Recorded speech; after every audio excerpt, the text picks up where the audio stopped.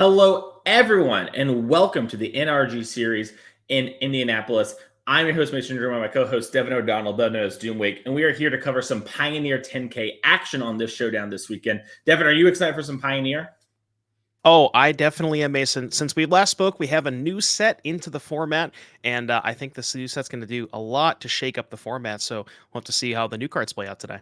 Yeah, right. It's actually kind of wild. Normally some people say that in commentary. It's our job to get you excited, but legitimately, Wild Children actually shook things up in a way that players were lamenting before that, maybe we're just going to be seeing the same decks for the rest of time in Pioneer. We actually have a bunch of new decks that have been doing very well in Magic Online. It's not just week one hype. So I can't wait to cover those this weekend. But first, let's cover our players to watch because the end of the year championship series is coming down to the wire. We have 6 at-large bids, and every player on your screen here for players to watch is an at-large bid, Devin, which you might notice there are 8 people on our screen. 2 of these players will not be making it minimum to our championship at the end of the year, but they're all great players, and we can't wait to watch them this weekend. Benjamin Ungar, Cliff Boyardee, Chris Smith, Fletcher Johnson, Ryan Hayes, Sarah Shearing, Sean Gallagher, and Will Kowalskis have all been grinding our events, doing very well, and I can't wait to see how this event ends for them this weekend because this is our second to last big weekend of the year, Devin. So a lot of points are on the line. We're going to be kept following these players all weekend long to see how they're doing and how things go. Players like Chris Smith have a big lead on the rest of the pack, but a bad weekend and a crazy weekend for a couple other players, and things could shake up dramatically. Absolutely, and we may or may not have a couple of these players in our feature match area for round number 1. So we'll little spoiler action there. But yeah, these players are all fighting for their spot towards the end of the year championship, and should be a really really great time. Speaking of that, let's pull up and see the players that are already there and sort of talk about what they're playing for because, there's honor and fame and glory along the championship, but also $25,000 in prizes, Devin. So this weekend, they're battling for $2,400 for first place with 30 points. You can see the whole breakdown there. Those points are what those players in that player to watch leaderboard are really going for. Anyone who wins the showdown this weekend or our next one in Madison in November will immediately get an invite to the player championship, which we'll pull up on screen just in 1 second here to show you that. So it's possible one of those players wins and then things get really wild on the leaderboard and maybe we have a bit of a shakeup there. But let's pull up our players who have already qualified for the end of the year championship so we can show you sort of what's happened over the last year and talk about it. Our first event this year was won by Steven Dykman, who has been just dominating. You're going to see his name here at the top of the leaderboard. Yep. You see Kyle and Raja Suleiman, players who have won an event. Raja won our player championship last year. And despite that, Devin has continued to grind and do really well. So that's really exciting to see here. None of the other players who have won an event is up here on this leaderboard, but we have their beautiful mugs on a little slide here that we can show you in just 1 second. I'm sure we're right around the corner from it. But, you also see all our at-large players in the points here. So, yeah.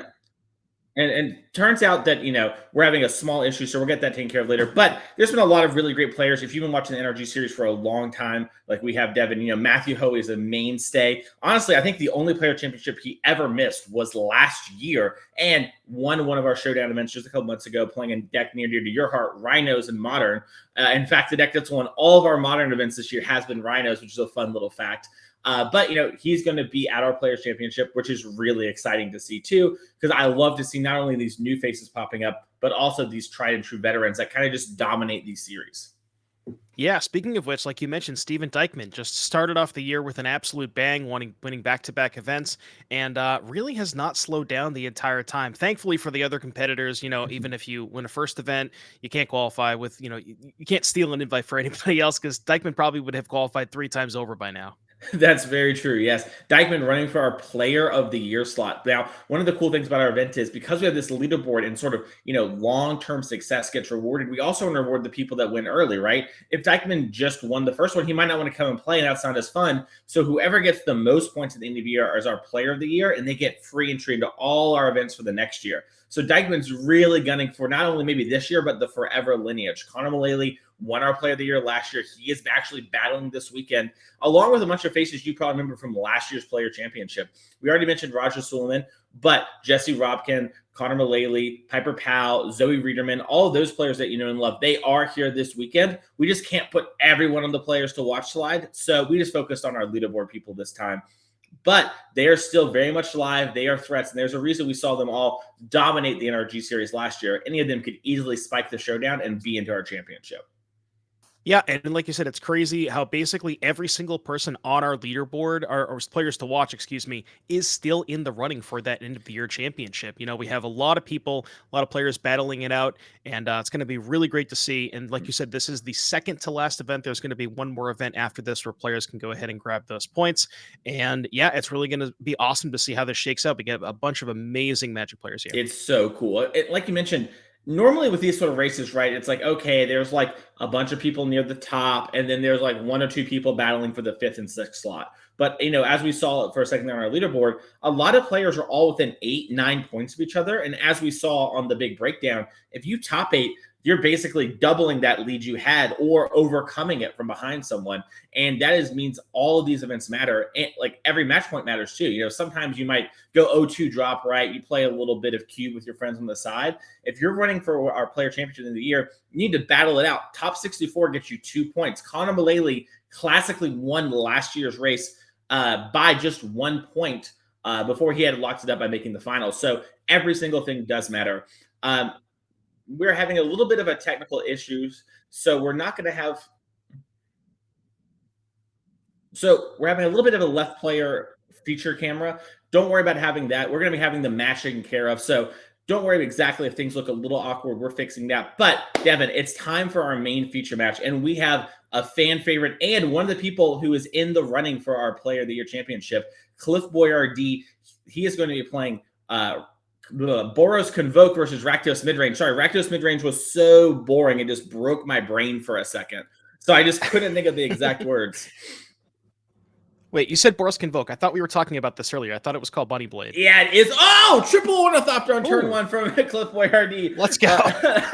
With the Legion's Landing, that's going to flip on turn 2. Yeah, I like to call this deck Bunny Blade because Cliff Boyardee has actually added Regal Bunnycorn and Embercleave to this deck. This is a deck we've seen them dominate our events with over the last year, and it now has a lot of extra power. If you've played with this deck in the past, sometimes you would reach the mid game and you really only had your Convoke creatures as, oh my goodness, Cliff Boyardee convokes all 5 on turn 2 for one of those Convoke creatures we just talked about, Knight Errant of Eos. But sometimes you run out of steam, right, Devin? And now the bunny helps fix that problem. Yeah, typically when you deploy 3 Ornithopters in the first turn, you're probably not going to have that many cards left over, but Knight Errant of Eos is a really good way to kind of fuel up, and really looking for, I want to take a look and see how many copies we have. There's 2 copies of Imodene's Recruiter, and I don't see any Reckless Bushwhacker, so Imodene's Recruiter, I don't know if we can get that up on the screen, but it's kind of this new card from Wilds of Eldraine. It's very similar to Reckless Bushwhacker, whereas Reckless Bushwhacker is essentially 2 mana for a 2/1, gives all your stuff +1/+1 haste, and you need to surge it. But the Imodene's Recruiter is effectively just a 3 mana version of that card with no surge, which is better when you're top decking because you don't need to hold a spell in your hand to be able to kind of pump your team and give them all haste.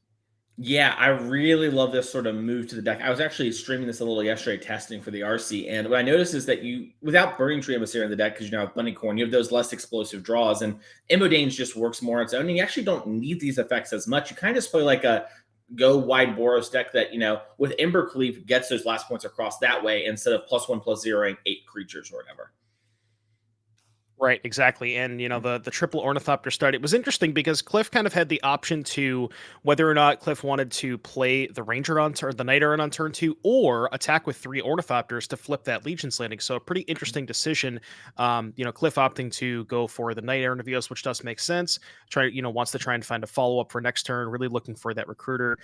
Doesn't find it, but is able to just put a ton of pressure on the battlefield. And Rakdos Midrange has a really difficult time just beating a single flipped landing, just being able to generate a token every turn, and it's really hard for Rakdos to kind of keep up with that with all the 1-for-1 removal. 100%. So you see Cliff already here, cast Regal Bunnycorn, and now it's going to convoke out that other Knight Errant of Eos from hand. Look at the top 6 once again. Add a creature of mana value 5 or less to the hand, or 2 of them, pardon me. Now, Devin, I feel like when I think of this deck, I actually associate it with you a lot because I feel like you and a couple other streamers really put this deck on the map the week before Dallas. How do you feel about sort of these upgrades from a personal stance as we do see Cliff sort of pondering the 6 cards? So I tried this deck a lot when Bonnecorn came out. I really am a big fan of this card because what you were missing before is you had a lot of ways to go wide, where you had like a bunch of Ornithopters, bunch of ways to make tokens. But other than your 4/4s, you didn't have a way to go tall. And I found myself frequently getting into spots where I would have a couple of 4/4s and maybe 3 or 4 1/1s, and just not being able to attack past Sheoldred. That card specifically gave the deck a lot of problems. And now that you have Bunnicorn, you can just say, okay, well, do you want to trade with your Sheoldred? And you're pretty happy when they do. Mhm.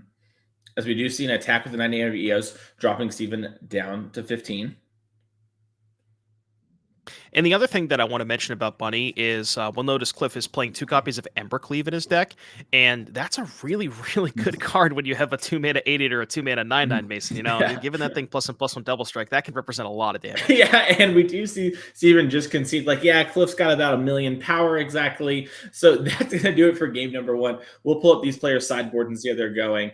But yeah, one of the things I think is underappreciated, Devin, about Regal Bunnycorn, maybe we'll pull it up between games here or something, but is it says non-land permanent. So your 1-drops like Thraben Inspector, Legion's Landing, Voldaren Epicure, they're +2/+2 to the bunny. So the bunny comes down on 3. And if you have any of your creatures, they just all represent multiple bodies, or they're more bunnies and more convoke things. So they just get really large really quickly. Yeah, and it's really important specifically against Bonecrusher Giant. So, like, let's say you're on the draw against Rakdos, or even on the play or the draw against Rakdos. You go turn 1, Inspector or Epicure, that's 2 permanents. Turn 2, you have a Bunnicorn, that's a 3/3. So, Rakdos typically will hold up 2 mana on turn 2 for a stomp. And if they hold up 2 mana on turn 2 for a stomp, they can't stomp your 3/3. And that's, you might think, well, it does make the deck a little bit weaker to Fatal Push, whereas before you typically didn't trade that effectively with Fatal Push. All of your cards replaced themselves. They made a bunch of tokens. You can't Fatal Push a 5-drop, so it does weaken you a little bit more to that card. But against Stomp, it's you can kind of take that trade off because it is good against Stomp. 100%. One of the things I really like about this whole pivot of the deck is just there are more cards that are strong. And honestly, the way I think about Regal Bunnycorn, and maybe I'm going to get memed for this, but I kind of see it as Pioneer's Tarmogoyf right now. It's literally just stats, and it's like, hey, I believe stats are good enough. Do you believe that? Let's find out in the red zone, and sort of go there. I'm unsure if we're going to be able to get players' sideboards up, then maybe we can talk about that real quick.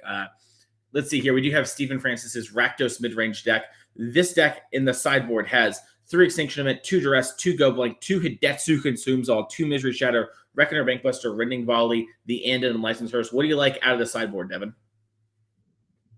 Mason, I'm going to tell you, that's a lot of sweepers. We got 2 Hidetsugu Consumes All and 3 copies of Extinction Events. So post-board, I would have to imagine Steven is quite a bit more of maybe a bit more favored in the game 1 situation. Past the sweepers, we're probably looking at the Rending Volley to help answer the Convoke creatures, both Venerated Loxodon and Knight Errant of Eos.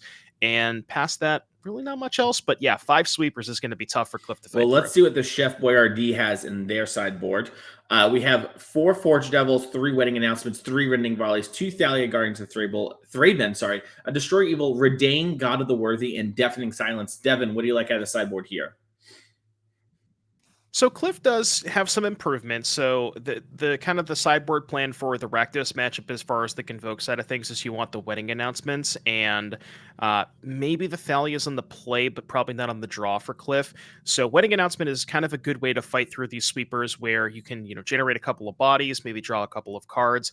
Typically, in my experience in the post-board games, Embercleave not so great against against the Fatal Push deck. So I'd probably look to trim those Embercleaves, get those Wedding Announcements in. Past that, maybe Destroy Evil for a Sheoldred, and like I said, maybe Thalia's in the play, but likely not on the draw. I love it. Well, we're going to see exactly how those players go about that in just 1 second. And while we're waiting here really quickly, let's throw up our last event of the calendar year. That's going to be in Madison. It's going to be November. Let's see if I got this, Devin, 20th? Was I right? 25th through 26th. Dang. Close enough. I was trying from memory. But if you want to come down and play some Magic, we have our Modern Showdown. That's going to be your last chance to make our Players' Championship. $25,000 on the line for that event. Whoever wins that showdown and whoever wins today's showdown is immediately in. And we have a Pioneer 5K trial. This is going to be post X-Launch release. So it's going to be really exciting. Lots of new cards there. Can't wait to see what they have in store for us there. So come on out to that event in Madison, November 25th to 26th, and let's see if these players are ready to game. Yeah, I'll definitely have to check out the results for that Pioneer event because for those of you who don't know, the regional championship for Atlanta is not till December, and even though there was regional championships last, 2 weeks ago that already happened, the Atlanta one is going to have some, is going to have the new sets. So I'll definitely have to check that event out for some deck Yeah, I'm lists. also very excited to see. And honestly, Cliff Boyardee, this deck is my front runner, as we do see a Den of the Bugbear from Steven into a turn one Giant Killer from Cliff Boyardee in the passing of the turn. Yeah, turn one giant killer. I don't know. Not exactly the one drop that you're looking for. You'd much prefer to have, like we talked about, Inspector, Epicure, especially if you're looking to curve that into a Bunnicorn. But if Cliff's hand is like a bunch of Resolute reinforcements and a couple Convoke creatures, then it doesn't really matter what one drop you have because you just want to go curve that into reinforcements on 2, and then you have the 5 available to play a Convoke creature on turn 3. Makes sense. Do you think if you're Steven, this is like setting up alarm bells that my opponent had turn one Giant Killer as the one drop? Yeah, I mean, it kind of leads me to believe, like you see Cliff playing a land and passing here. You can probably assume, even without Cliff playing the land and passing and not having a 2 drop, you can probably assume that there's at least 1 or maybe 2 Resolute reinforcements along with 1 or 2 Convoke creatures. Makes sense. We do see Steven sort of had a Hidetsu consumes all in hands, kind of think about what to do, but decides to attack with the Bloodtithe Harvester. Yeah, interesting. So typically, for at least from the Rakdos side of things, when I've played this matchup a couple of times from the Rakdos side. Usually, you just want to fire off your removal spells as early as often as possible. We see a Bonecrusher Giant being cast here for Steven. That's kind of interesting. Into the presence of 2 mana, you can likely assume that there's probably reinforcements in the Convoke creature, and if that's the case, that Hidetsugu consumes all is not really doing a ton here, right? Yeah, I have to agree. Maybe Steven's trying to set something up like Sheoldred stall the board, slam Hidetsu's, and then start attacking. But this is an interesting play. I'm curious to see what Steven's plan for this is. Probably a good sign there's not something like Extinction Event in hand if you're Cliff, right? Like you don't really want to play the odd creatures and very easily could stomp that Giant Killer. That card can be annoying and stops the Convoke. And the Convoke for 3 is actually really important now because Emodane's on its own can give haste. So just getting it in your hand means later in the game, you have that burst of damage. As we do see, the wedding has been announced. And Devin, you and I are invited. Well, I guess. Well, what date's the wedding? I hope it's not the same weekend as Madison. It's right now, actually. So we're here wearing our bests, Okay. All right. Well, I wasn't prepared for this, so you put me on the spot here. I'm definitely not dressed in wedding attire. But that I think does kind of Cliff make is, to be sense. fair. Yeah, that's fair. That does kind of make sense as far as Cliff's Keep. Like probably just saw the wedding announcement and just some like stuff plus wedding announcement is kind of where you want to be against Rakdos. So that does make a little bit of sense. That Hidetsugu's though looking a little bit more juicy now. You could play it, pop 2 tokens and a Giant Killer, but maybe Steven wants to wait a couple of turns before the announcement flips to try and get the other tokens. Plus, you have the blood tokens, so maybe if you're planning on playing the Hidetsugu, you could go sack the Bloodtithe, kill reinforcements, and then play the Hidetsugu. Yeah, it's really interesting, right? Because you play the Hitsugu now, this attack is just basically free. There's only the 1 Resolute reinforcement left. However, from Cliff's side, Cliff might be thinking this is a sweeper, so a lot of interesting stuff going on. And Steven, you're kind of in this weird spot where if it's Venerated Loxodon's the Convoke creature, you don't really care that they're around, right? Like the Loxodon's a problem, but it's beatable. If it's something like, the Nightmare of Eos we saw in game number 1, then suddenly you're going to have to get the hand get recouped. So, attacking here makes a lot of sense to maybe dwindle the forces or just slam a Hidetsu afterwards. As we do see the blood pop. Yeah, and if we're popping that blood token, I would have to imagine Hidetsugu is going to follow that up. So I get it. Kind of makes sense because with Cliff already down to 8 life, you kind of want to just preserve that 3/2 in play. Like you don't quite have Cliff on a 2-turn clock, but it's pretty dang close, right? You have 7 damage with Cliff at 8, so pretty easy to come up with that 1 additional damage. Yeah, especially if you look at Cliff's mana, there's 2 lands that have to generate colored mana must lose a life. So Cliff, if it doesn't draw like a plains or something, might literally be able to only cast 1 spell a turn now before in chump blocking duty.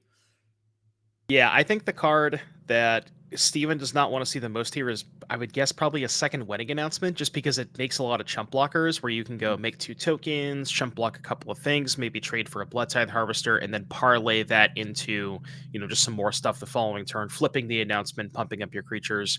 But yeah, the Hidetsugu is really going to prevent Cliff from being able to play any sort of Convoke creature this turn, because that's kind of like Cliff's ideal follow-up, right? Is you go Convoke creature, maybe trade for the Bonecrusher, take 3, and then kind of try to stabilize the board from there. Mm-hmm. So just see a Voldaren Epicure come down. That's going to do 1 to Steven, knock him to 19. Bam, on the board. Chip shots, all right. Yeah. You know, every point counts, Mason. It really does.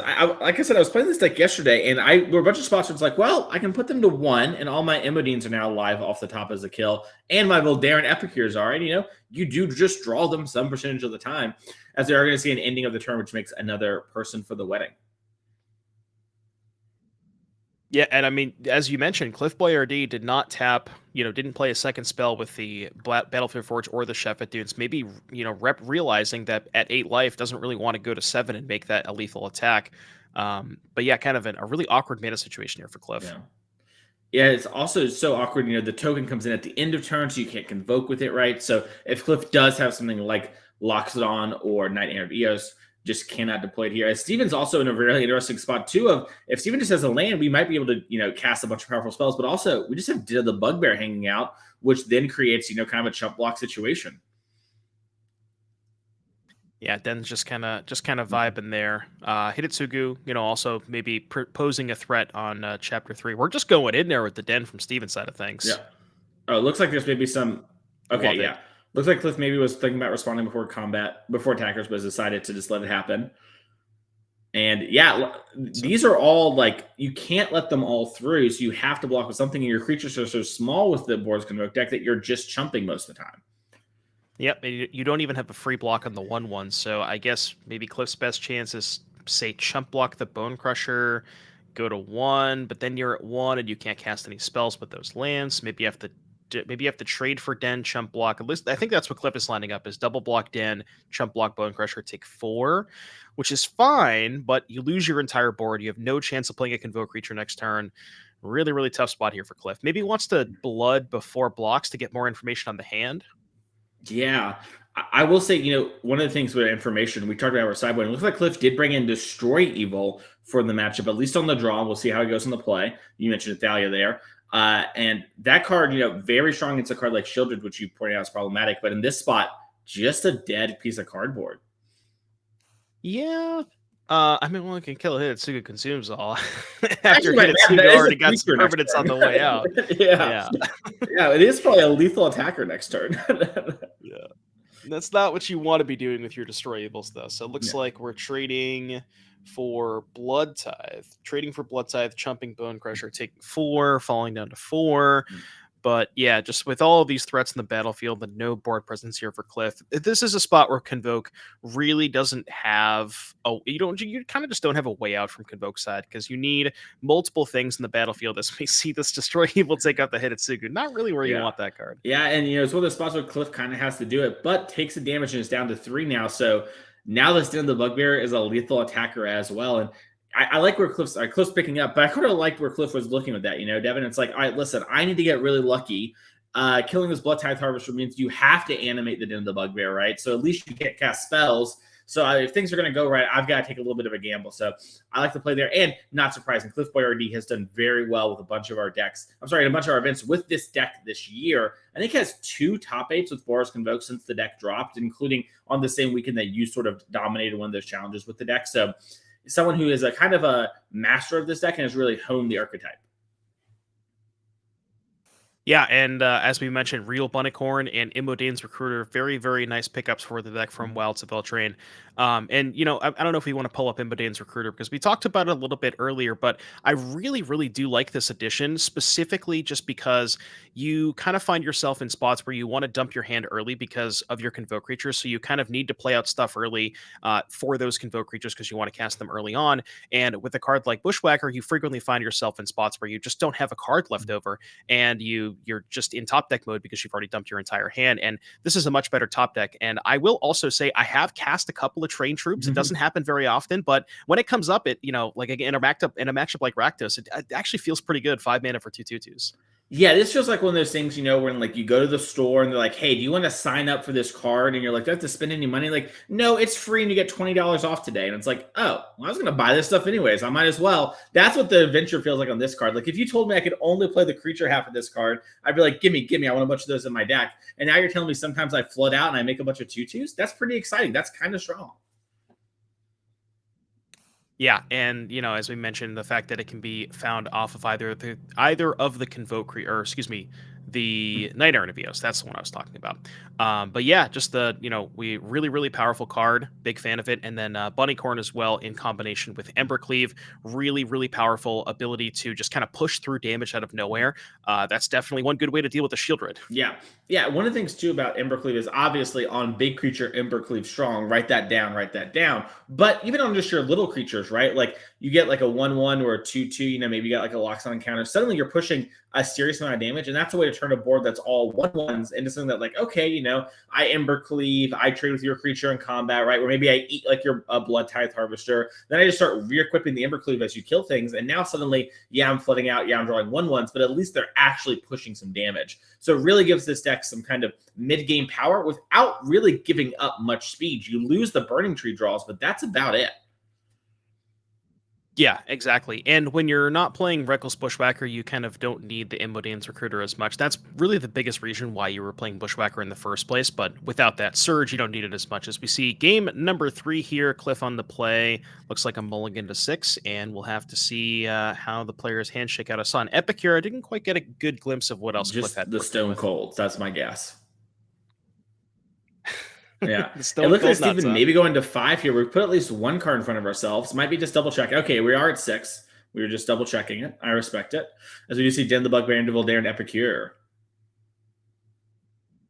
I was gonna say I knew I saw that one. That one was the only Yeah, card I saw. feel pretty good about how I spot things. You nailed that one immediately. I don't even know how it hadn't loaded in yet. What do we got here? Well, I mean, it was a good hand for Cliff. Not so much anymore. I would have to imagine Steven. Tough spot here for Steven. Depends. Do you take the enabler or the payoff? My guess is you probably.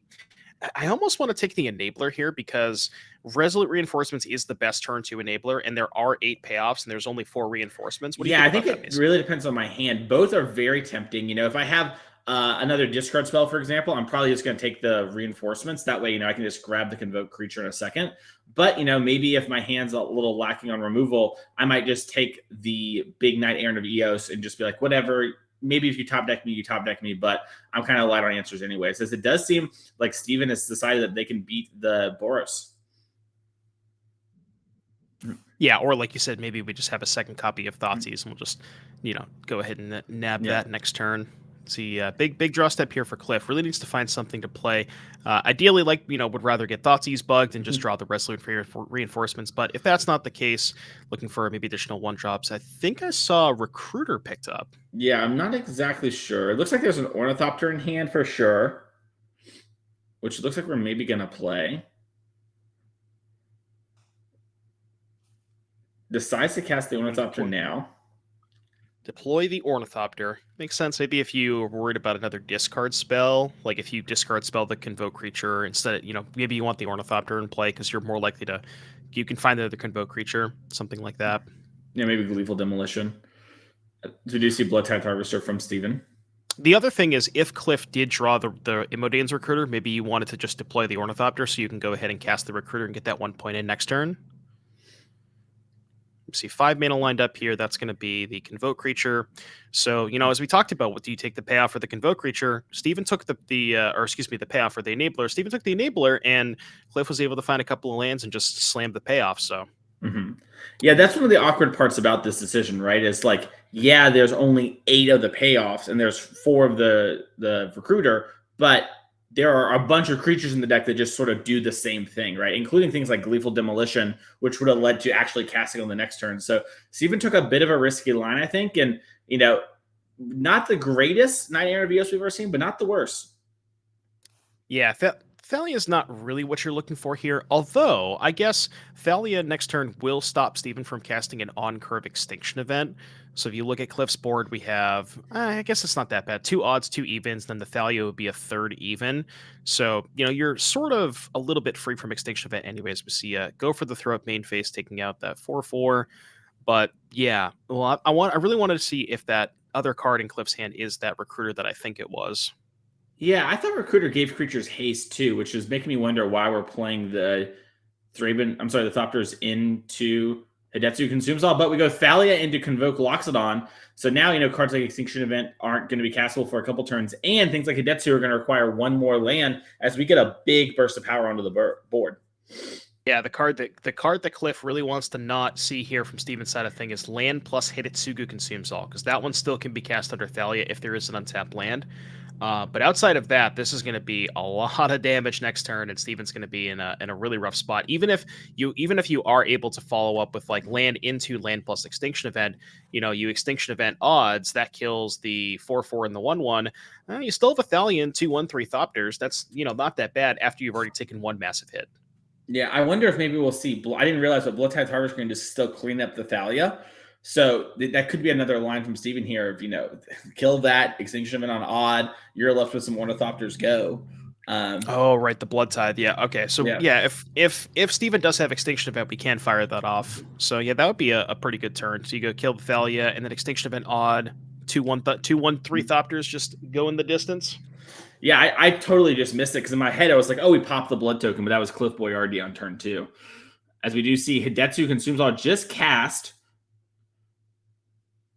It's going to pop the blood token and Cliff stuff. I mean, Cliff still has 7 power on the battlefield. It's not that bad. Yeah, and Steven's sort of saying like, hey, your Thalia does not matter. I could trade my Bloodtithe Harvester for it, which would be a pretty reasonable trade most of the time, but decides that the Thalia is just very beatable. So Cliff is going to, off the top, Knight Errant of Eos, Convoke, and look for two drops. It's just an endless stream of Convoke creatures. That's kind of where you want to be against the Rakdos deck. 4/4 ETB, draw 2 cards. Really, really powerful against a deck that has a bunch of 1-for-1s. Mm-hmm. And it looks like, we got Resolute Reinforcements and Thalia Guardian of Thraben. That is the Dracula Universes Beyond version.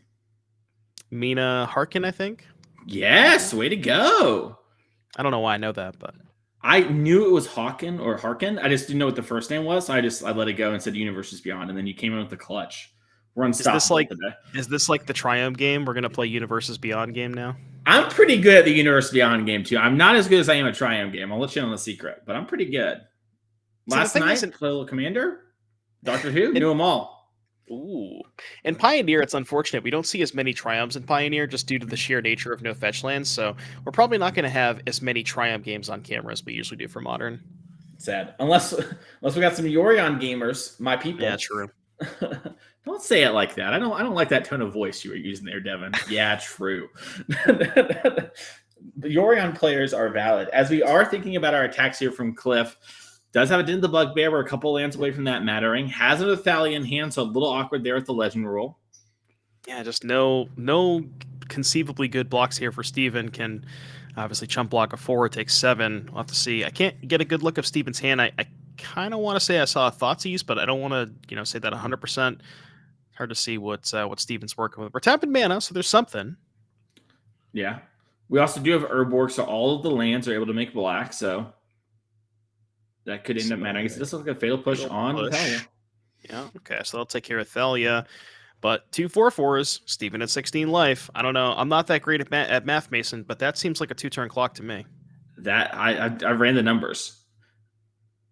You could also just not block here and then double block next turn because you do get the 3/3 off Hidetsugu, and that actually gives you a decent double block. So if we're blocking this turn, I have to imagine there's got to be a stomp in Steven's hand or some way to deal the extra point, because otherwise you would likely just want to save the double block for next turn. Yeah, I've seen Languish every now and again from Rakdos players. We're not playing it this weekend, are we? No, we have 3 Extinction Events. Okay. I knew we had a bunch of board wipes, yeah. Okay, well, Steven is really hoping to draw that, but also knows that Cliff has, the Resolute Reinforcements in hand, so can hold that up as an instant speed way to rebuild the battlefield. Also could just play Thalia in order to prevent any sort of double spell action. As it does look like we have Voldaren Epic here. There's another red card in Cliff's hand, and I could have sworn I saw Cliff draw the Recruiter at some point. So maybe is that card all the way to the right in Cliff's hand? I want to say it's a Recruiter. I think it is a Recruiter. To see. It does look like. So you can set up.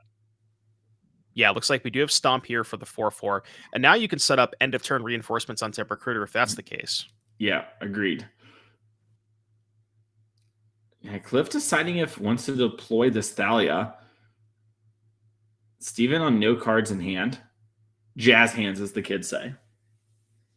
So it's an interesting decision point because the Thalia is a little bit of a better attacker into the potential board of 4/3 plus 3/3. Whereas if you just play if you play the reinforcements here and then you untap and play the recruiter, you only have a bunch of 2/1s attacking into a couple X3. So it doesn't give you as good of an attack next turn.